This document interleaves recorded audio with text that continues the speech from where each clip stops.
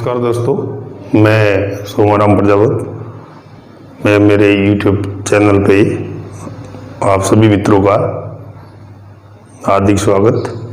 जैसा कि दोस्तों अपन कल राजस्थान में जनजाति पढ़ रहे थे, तो एक तो सबसे बड़ी जनजाति सर्वाधिक जनसंख्या में मीणा, उसको पढ़ लिया था, और एक सबसे प्राचीन जो जनजाति है भील, उसको अपन ने पढ़ लिया था। अब नेक्स्ट क्रम में दोस्तों जो जातियाँ बाकी रही थी उनको आज के सेशन में अपन लेंगे। उसी में दोस्तों तीसरा स्थान जो लगता है जनसंख्या में सबसे बड़ी जनजाति जो है वो है दोस्तों ग्रासिया। तो ग्रासिया से अपन करेंगे स्टार्ट। ग्रासिया से भी बहुत सारे प्रश्न पुटअप होते हैं दोस्तों। देखिए, सबसे पहला तथ्य आपको याद रखना है, ग्रासिया जो है इनका तीसरा स्थान है। तीसरा स्थान सर किसमें? जनसंख्या में। जनसंख्या में जो ग्रासिया जनजाति है वो अपने राज्य में तीसरा स्थान रखती है। और सर इनका मूल स्थान कहाँ है, खास ये कहाँ रहते हैं? तो ये आबू रोड। ये आबू रोड कहाँ आया हुआ है सर? सिरोही जिले में। कहाँ आया हुआ है? सिरोही जिले में। तो ये जो मूल स्थान है, कभी परीक्षा में पूछ ले तो आपको आबू रोड लिखना है और सिरोही जिला लिखना है। वैसे ये खास तौर पे रहते कहाँ है सर? तो सिरोही और उदयपुर दोनों जिलों में रहते हैं। यानी कि सिरोही से स्टार्ट होते हैं और अब उदयपुर तक जाएंगे तो आपको बीच में जितनी भी ढाणियाँ मिलेगी, पहाड़ी इलाका मिलेगा, वो पूरा जो अभी 6 लाइन हाईवे बना है वो पूरा ग्रासिया वाला ही बेल्ट है। अब सर नेक्स्ट इनके कुछ रीति रिवाज वगैरह खास बातें हैं वो देखते हैं। ताड़ना विवाह, अब ये भी कई बार दोस्तों पूछा हुआ है RS लेवल तक, ताड़ना विवाह क्या होता है? एक्चुअल में क्या होता है, ये एक ऐसा विवाह है कि सर जब इनका गणगौर मेला पड़ता है ना, तो गणगौर मेले से क्या हो जाता है, लड़का होती है वो लड़की को लेके भाग जाता है। गणगौर मेले में से लड़का लड़की को लेके भाग जाता है और तत्पश्चात क्या होता है सर, लेके भाग गया, फिर उसने शादी कर ली, तो उसका जो वधु मूल्य है जिसे दापा मूल्य कहते हैं, वो पंचों को चुका कर फैसला करा लेता है और बाद में आजीवन उसकी क्या हो जाती है, वो उसकी पत्नी हो जाती है। ऐसे विवाह को दोस्तों क्या कहेंगे? ताड़ना विवाह। 3-4 प्रकार के विवाह है, तो आप ध्यान रखना। या तो गणगौर मेले से लड़का लड़की को लेकर भागेगा, उसके पश्चात पंचों में जब इसके फैसला होगा तब दापा मूल्य यानी जो दंड राशि है वो पंचों को चुकानी पड़ेगी। उसके बाद मोरबंदिया विवाह, दोस्तों इसको तो 5 स्टार भले लगा दो, कई बार ये पूछ लिया गया प्रश्न। मोरबंदिया विवाह क्या होता है? सामान्य विवाह, यानी ब्राह्मण की उपस्थिति में, जैसे अपन लोग करते हैं नॉर्मल विवाह, वैसे ये लोग भी ब्राह्मण की उपस्थिति में जो विवाह करते हैं उसे मोरबंदिया विवाह कहते हैं। यानी जो विधिवत विवाह होता है ना, जैसे अपने सामान्य पुरुषों में होता है, जनजाति की क्या सामान्य में जैसे विधिवत विवाह होता है, उसे मोरबंदिया विवाह कहता है और मोरबंदिया विवाह कहा जाता है। नेक्स्ट जो विवाह है खेवना या नाता विवाह। नाता से आपको मालूम पड़ रहा है कि खेवना विवाह कैसा होगा। इसमें एक्चुअल में क्या होता है कि खेवना या नाता विवाह में अगर मान लो कोई स्त्री है और शादी के बाद किसी पुरुष के साथ भाग जाती है, तो उसके बाद वो पुरुष उसे अपना लेता है, तो उसे खेवना या नाता विवाह कहता है। यानी विवाहित स्त्री से भागेगी, नवविवाहित नहीं भागेगी, कन्या नहीं भागेगी। इसमें विवाहित स्त्री क्या होती है, अपने मूल पति को यानी खास पति को छोड़कर दूसरे के साथ विवाह कर लेती है, उसे दोस्तों खेवना या नाता विवाह कहते हैं। और एक विवाह और है पैराणवा विवाह, इसको याद रखना है। तो ये है ना मोरबंदिया का विपरीत है, ये ब्राह्मण की उपस्थिति में किया गया विवाह है और इसे दोस्तों ब्राह्मण की अनुपस्थिति में किया गया विवाह है। यानी कि आजकल जो लव मैरिज अरेंज मैरिज होती है, ठीक उसी प्रकार से पैराणवा विवाह होता है, वो ग्रासियों में क्या होता है, ब्राह्मण की अनुपस्थिति में होता है। ये सर अब विवाह हो गए 4 प्रकार के, ताड़ना विवाह, मोरबंदिया विवाह, खेवना विवाह और पैराणवा विवाह। अब आएगा विवाह होगा तो तलाक भी होगा। ये है सेड़ा सूट। ये सेड़ा सूट क्या है? कल भी मैंने कहा था पुरुष स्त्री को उसको ओढ़नी का क्या है, थोड़ा टुकड़ा फाड़ के हाथ में दे देता है, तो उसका क्या हो जाता है, तलाक। ये भी वही है सर, सेड़ा सूट एक प्रकार का ग्रासियों में क्या है, तलाक। जब पुरुष है वो स्त्री को क्या है, यानी सेड़ा से उसका सेड़ा सेड़ी का जो बंधन था जो आजीवन का, वो छूटना यानी कि तलाक होना। यानी ग्रासियों में तलाक को क्या बोला जाता है, सेड़ा छूट। ये सर जीवित नाता, ये भी कई बार पूछा हुआ है। अब जीवित नाता, मृत्यु के बाद तो चलो नाता हो जाए या वो विधवा स्त्री किसी के साथ विवाह करे तो बहुत अच्छी बात है। विधवा विवाह को तो अपन भी पुनर्बलन देते हैं, सरकार भी चाहती है कि विधवा विवाह अधिक से अधिक हो, ठीक है ना। कई समाजों में नहीं भी होते आज भी, तो वो तो अच्छी बात है। तो जीवित नाता में तो सर ऐसी बात है कि जीवित है पति, उसके बावजूद भी वो पत्नी को, अगर मान लो उसकी पत्नी को किसी दूसरे ग्रासिया युवक को पसंद आ गई, तो वो उस युवक को जिससे उस व्यक्ति की शादी हुई है उसको पैसे देकर मना लेता है और कहता है कि ये तेरी जो बीवी है ये मुझे दे दे और आज से ये पत्नी मेरी होगी।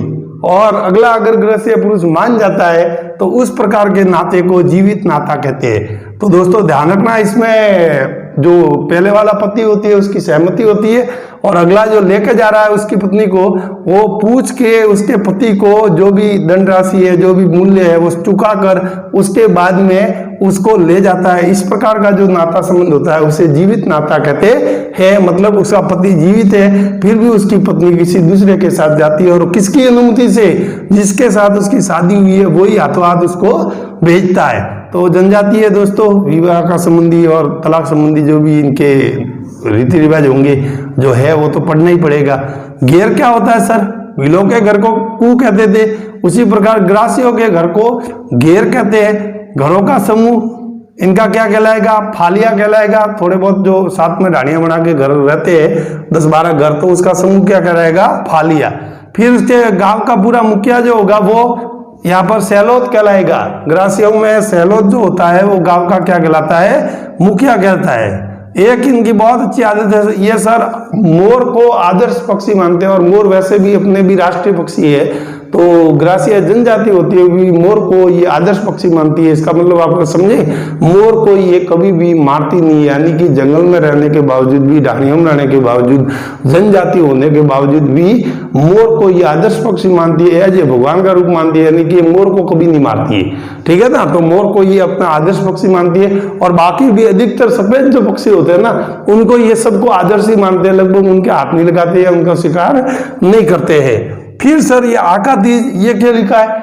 जब अपने नव वर्ष की शुरुआत, मैंने कहा विक्रमी नव संवत्सर की शुरुआत चैत्र शुक्ल प्रतिपदा से होती है, तो ग्रासियों में नव वर्ष की शुरुआत जो होती है दोस्तों वो आका तीज से होता है। और ये इस प्रश्नों को भी कई बार पूछा है, ग्रासिया जनजाति में नव वर्ष की शुरुआत होती है, तो वहां हर कोई फंस जाता है चैत्र शुक्ल प्रतिपदा से, चैत्र कृष्ण एकम से या आका तीज से। तो आका तीज तो कई जनों के दिमाग में नहीं बैठता कि बीच में से कहां से शुरू होगा, लेकिन इनका नव वर्ष जो है ग्रासियों के वो कब से शुरू होगा दोस्तों? आका तीज से। फिर इनका एक सोहरी करके शब्द है, इस सोहरी को मैं बता दूं कोटी या बड़ी अनाज भंडारण जो होता है ना, घर में जब अनाज ज्यादा पकता है तो उसको भंडारण के लिए जैसे बोरियों में भर के रखते हैं वैसे कोटियों में भर के रखते हैं। तो अनाज भंडारण की बड़ी बड़ी जो इनकी माटी की कोटियां बनी रहती है मिट्टी की, उन कोटियों को ग्रासी में क्या कहते हैं? सोहरी कहते हैं। क्या कहते हैं? सोहरी, ठीक है ना। सोहरी क्या है सर? ये भी कहा है अनाज भंडारण की कोटी, इसको क्या बोला जाएगा? सोहरी। फिर सर हुरे, मृत ग्रासिया होता है उसका कोई मान लो स्मारक बना दिया जाता है। ऐसा ग्रासिया जो कोई काम करता है, अच्छा काम करते हुए मान लो मर जाता है या ऐसे ही स्मारक बना देते थे मृत्यु के बाद, तो उस स्मारक को हुरे बोलते हैं। क्या बोलते हैं? हुरे। और ये भी दोस्तों बहुत हाई लेवल एग्जाम तक पूछते हैं कि हुरे क्या है।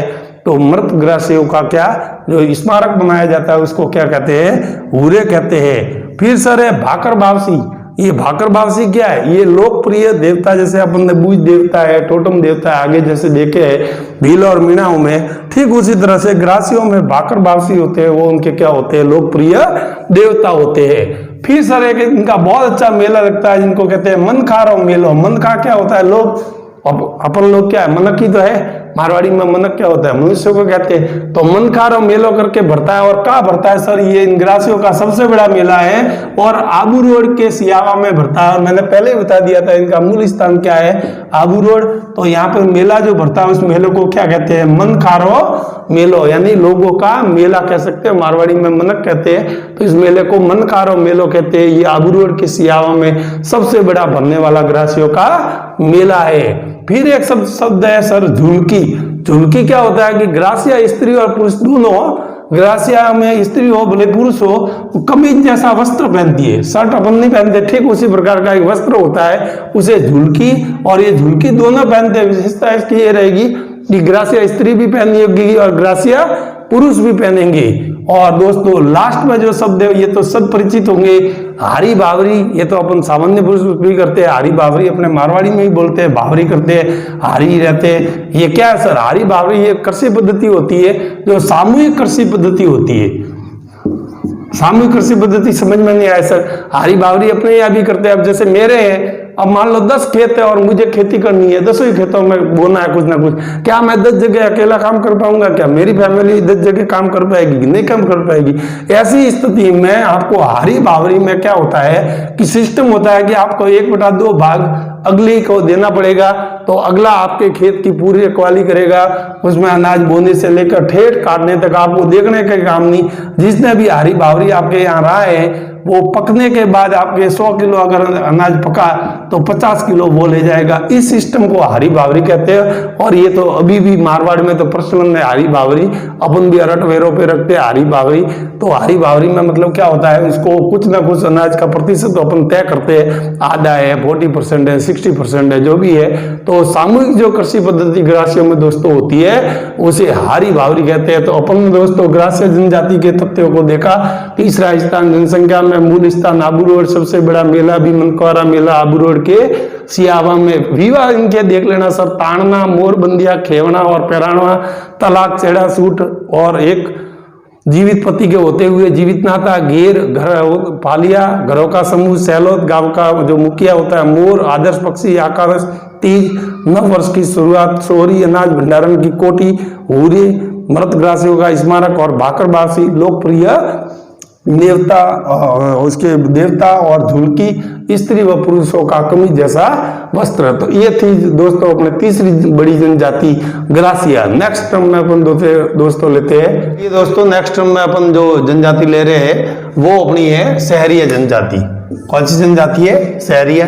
इनका सब निवास बताओ खास 12 जिले की शाहबाद व किशनगंज तहसील। ध्यान रखना, 12 जिले की शाहबाद व किशनगंज तहसील। अब ये धारी संस्कार क्या होता है और ये शहरियों का कुंभ, इन दोनों को एक साथ समझेंगे। शहरियों का कुंभ मैं बता दूं आपको, सीताबाड़ी जो स्थान है 12 में, ये यहाँ जो मेला भरता है उसे शहरियों का क्या कहा जाता है? कुंभ। अब सर सीताबाड़ी पहले क्यों बताया शहरियों का कुंभ? क्योंकि कई बार तो पूछा ही गया है, साथ में धारी संस्कार इसी से संबंधित है।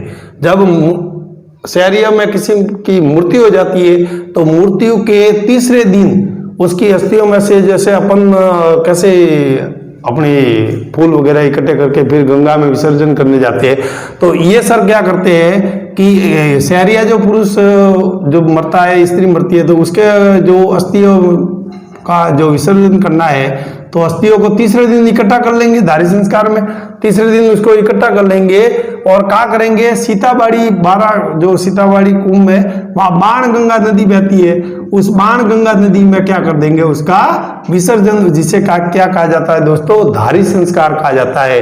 यानी इनको गंगा जी जाने का काम नहीं, हरिद्वार जाने का काम नहीं, बाण गंगा नदी में इनका काम हो जाता है। नेक्स्ट दोस्तों, शहरियों का जो मुखिया होता है वो क्या कहलाता है? कोतवाल।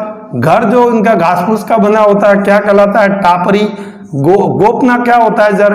जंगलों में ये क्या है? पेड़ों की टहनियों पर, मैंने कल भी बताया था, मचान नुमा जो घर बना के जो खेतों की रखरखाव वगैरह करते हैं, तो मचान नुमा जो जंगलों में पेड़ों की टहनियों पर मचान नुमा घर बनाते हैं, तो उसे विशेष शहरियों में जनजाति है कहीं भी रह लेती है, तो पेड़ के ऊपर टहनियों पर भी घर बना के रह लेती है। तो मचान नुमा घर जो जंगलों में पेड़ों की टहनियों पर होगा वो इसमें शहरियों में क्या कहलाएगा? गोपना कहलाएगा। फिर है सर कोड़िया।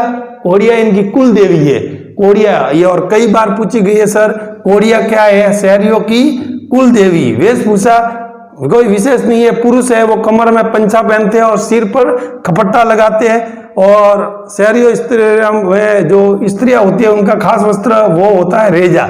तो वेशभूषा में पुरुष तो कमर में पंछा, सिर पर खपट्टा और रेजा, शहरिया स्त्रियों का विशेष वस्त्र। इनको दोस्तों थोड़ा ध्यान रखना, शहरिया में रेजा पूछा हुआ है। और गोदना, गोदना तो आपको जानते हैं, मैंने सिर पे आपको गोदना प्रथा बताई थी। तो गोदना में क्या होता है कि स्थायी रूप से चित्रण करना, ताकि जिंदगी में ता उम्र वो चित्रण मिटता नहीं है। लेकिन महिलाएं ही कराती है, ये जनजाति की विशेषता है। पुरुषों के लिए 100% वर्जित है, यानी पुरुष नहीं करा सकती।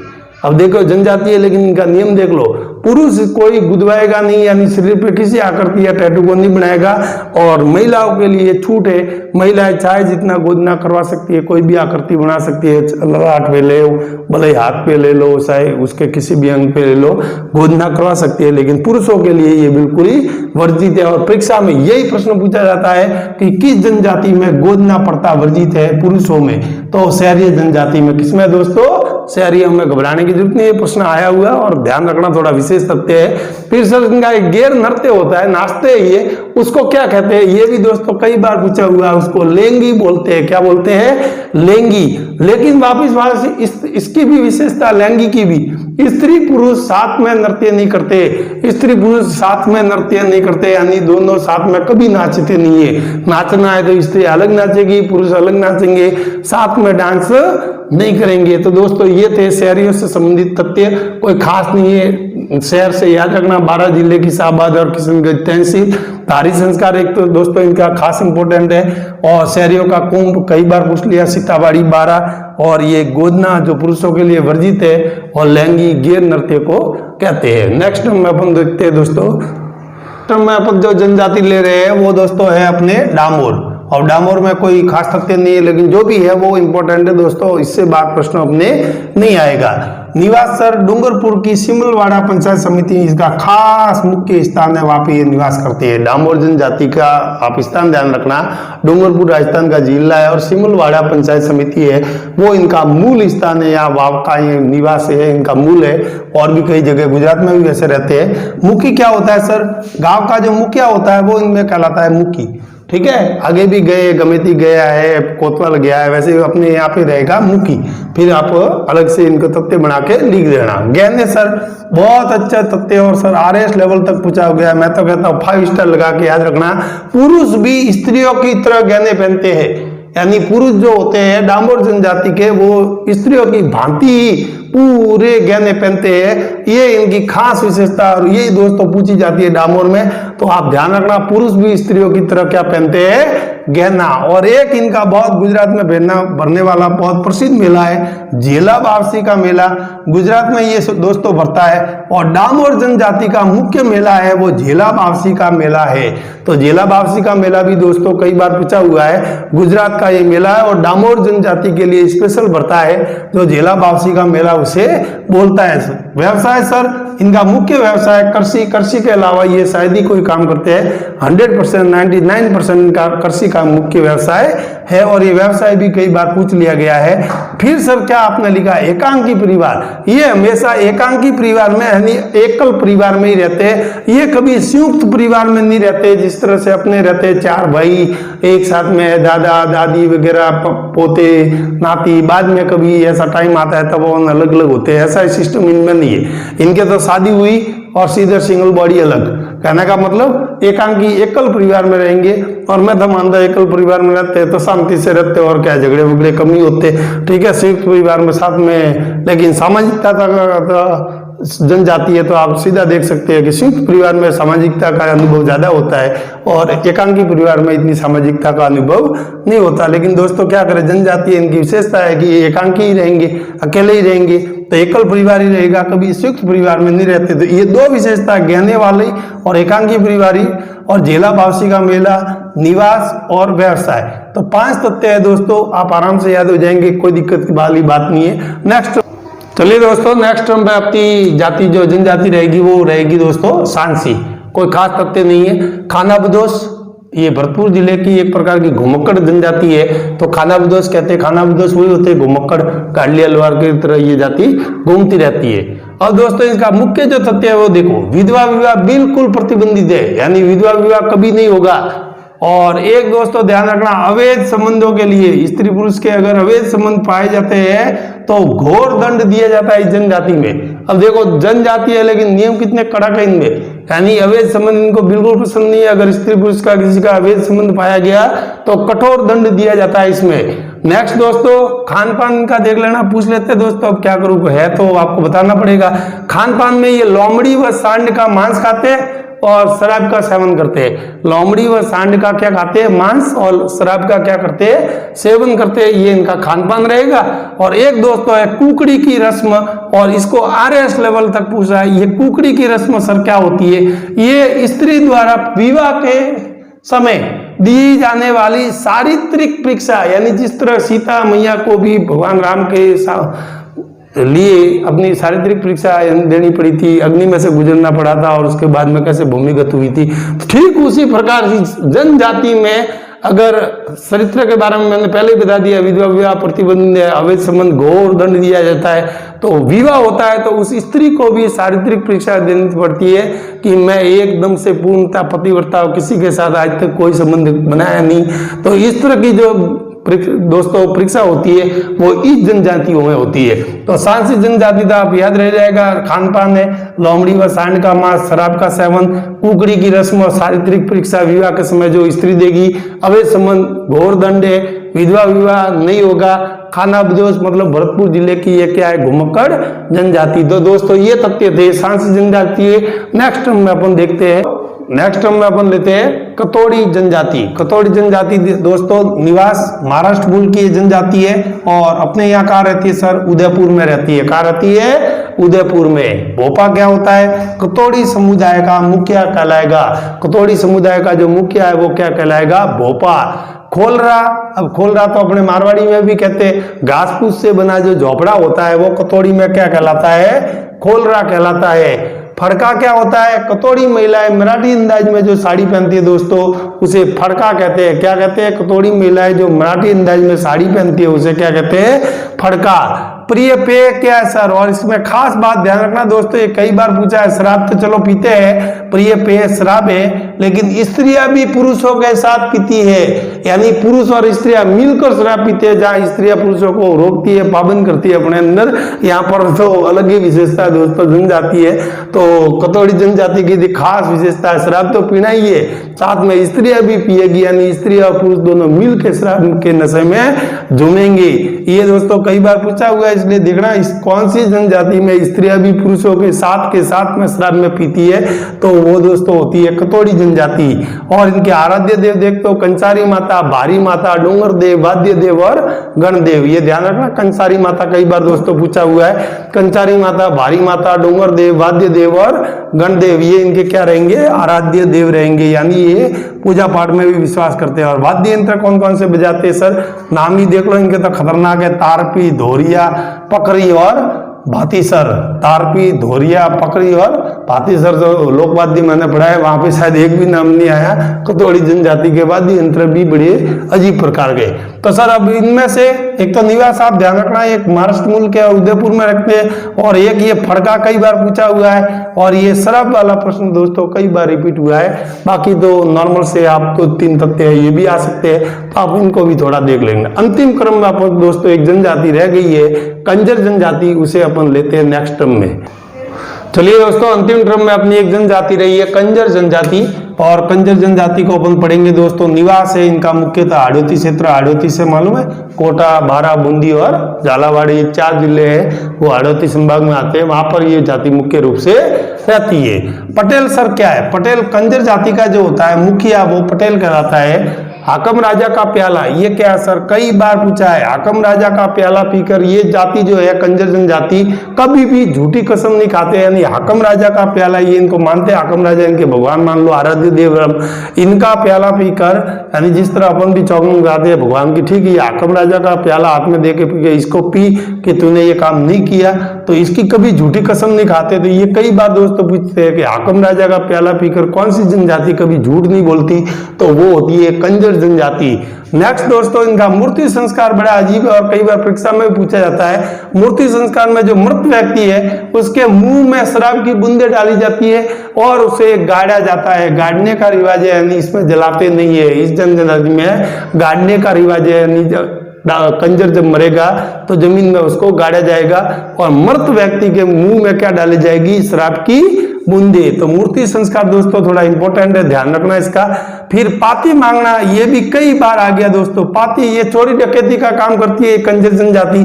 तो पाती मांगना मतलब भगवान के आगे ये हाथ पैर जोड़ के माता जी के आगे, भगवान के आगे जब भी ये चोरी करने जाते हैं, डकैती करने जाते हैं, तो अपनी पाती यानी हिस्सा या भाग, ये भगवान को भी एक प्रकार से रिश्वत देके जाते हैं। ये समझ लो कि आज अगर मैं सक्सेस हो गया, 2 लाख 3 लाख का हो गया अपने झोल, तो उसमें से भगवान तेरे को भी 10,000 11,000 की प्रसाद चढ़ा दूंगा। ये होता है पाती मांगना, यानी चोरी या डकैती करने जाने से पूर्व जो देवी देवताओं के आगे जो अपन पाती रख के जाते हैं या उसका भोग लगा के अपन सौगंध खाते हैं कि अगर मैं सक्सेस हो गया तो तुझे ये दे दूंगा, तो इसे दोस्तों कहते हैं पाती मांगना। और कई बार आता है चोरी डकैती करने जाने से पूर्व जो कंजर जनजाति है वो क्या करती है? तो पाती मांगती है। क्या मांगती है? पाती मांगती है, यानी भगवान से ये पाती मांगती है और सफल होने पर उसको पूरा भी करती है। चक्री नृत्य, इनकी जो बालाएं होती है, कन्याएं होती है, वो तेज गति का एक दोस्तों नृत्य करती है, जिसे घूमती हुई नृत्य करते हैं। तो चक्री नृत्य है जो कंजर जनजाति की बालाएं या नव युवतियां करती है, तेज गति का नृत्य। इसको भी कई बार पूछते हैं दोस्तों, ध्यान रखना, चक्री नृत्य। और फिर एक इनकी खास विशेषता की कौन सी जनजाति के लोग घरों के दरवाजे कभी बंद नहीं रखते? तो घरों के दरवाजे कभी बंद नहीं रखने वाली कंजर जनजाति खुद ही चोर डाकू या डकैती का काम है। तो ये अपने दरवाजे बंद रखेंगे क्या? किसकी मौत आई है जो इनके घर डकैती करने जाएंगे? इनका खुद का काम धंधा क्या है? डाकुओं का काम है। तो ये अपने घरों के दरवाजे बंद नहीं रखते अपनी तरह चोरों के लिए, बचाव के लिए। ये तो खुद ही चोर जनजाति है, डकैती का काम करती है। तो ये जनजाति है, इसका ये विशेषता भी कई बार पूछते हैं कि कौन सी जनजाति अपने घरों के दरवाजे बंद नहीं रखती? तो दोस्तों लिख देना, कंजर जाति। फिर दोस्तों मुखिया के क्रम में अपने खूब बार मुखिया आया है, तो एक मैंने छोटा सा आपके सामने पेश किया है कि आप तो 4-5 मुखिया याद रखेंगे। तो भीलों में गमेती कहते हैं, ग्रासिया में सैलोत कहते हैं, डामोर में मुखी कहते हैं और कंजर में पटेल कहते हैं। तो अपन ने 8 जनजातियां पढ़ी है, उसमें 4 बार मुखिया आया है। तो मुखिया गमेती, सैलोत, मुखी और पटेल। तो आप कंफ्यूज नहीं हो। तो भीलों में गमेती कहते हैं, ग्रासिया में सैलोत कहते हैं, डामोर में मुखी कहते हैं और अभी जो पढ़ा कंजर उसमें क्या कहते हैं दोस्तों? पटेल कहते हैं। और ये था अपनी जनजाति और इनकी दोस्तों संस्कृति वाला सेशन, जो यहीं पे समाप्त होते हैं। अगले सेशन में अपन दोस्तों लेंगे राजस्थान में लोक आस्था के जो केंद्र है उनको अपन विस्तृत रूप से लेंगे। कैसा लगा दोस्तों ये सेशन? कमेंट बॉक्स में जरूर अपनी राय दें और अगर वीडियो अच्छा लगा हो तो सब्सक्राइब करें, अपने मित्रों को अधिक से अधिक शेयर करें। और आने वाली प्रतियोगी परीक्षाओं का मैं पूर्ण रूप से दावा करता हूं कि राजस्थान क्या किसी भी विषय का एक भी वीडियो जब तक आपके एग्जाम होगी, ऐसा नहीं होगा कि मेरे चैनल पे आपको उसका वीडियो नहीं मिलेगा। मैं सारी विषय एक ही चैनल, एक ही प्लेटफॉर्म पे देने का आपको बार बार दावा कर रहा हूँ। ये दावा नहीं मेरी, रोज के आप देख लो, रोज के 2-3 वीडियो अपलोड हो रहे हैं। गणित विज्ञान के भी मैंने ये जो 10th बोर्ड के चढ़ रहे हैं, तो ये बिल्कुल अपने नॉर्मल जो गणित आती है, विज्ञान आती है, तो ये 10th तक कवर करती है, इससे ज्यादा नहीं। तो आप देख लियो माध्यमिक शिक्षा बोर्ड के भी जो वीडियो मैंने चढ़ाने शुरू किए है, तो ऑनलाइन उनको भी आप देखते रहिए, वो भी अपने काम के ही है। किसी न किसी कंपटीशन में वो प्रश्नावली आती है, तो अपनी गणित भी तेज कीजिए, विज्ञान भी कीजिए। आज से बेसिक केमिस्ट्री का भी वीडियो डलने शुरू हो गए, तो आप जो पहले वाले डेमो देख ले साइंस के, और आज से नियमित क्लासें क्रमबद्ध रूप से चलेगी। तो दोस्तों मेरा दावा है कि अगले साल फरवरी कह रहे हैं कि 28 फरवरी 2021 संभावित डेट है। मैं इस डेट से 1 महीने 1.5 महीने पहले यानी आपको 2020 में ही निपटा दूंगा पूरा ही कोर्स, और उसके बाद अपन रिवीजन करेंगे दोस्तों। तो जुड़िए मेरे चैनल से और अधिक से अधिक अपने दोस्तों को शेयर करिए। Thanks for watching the video.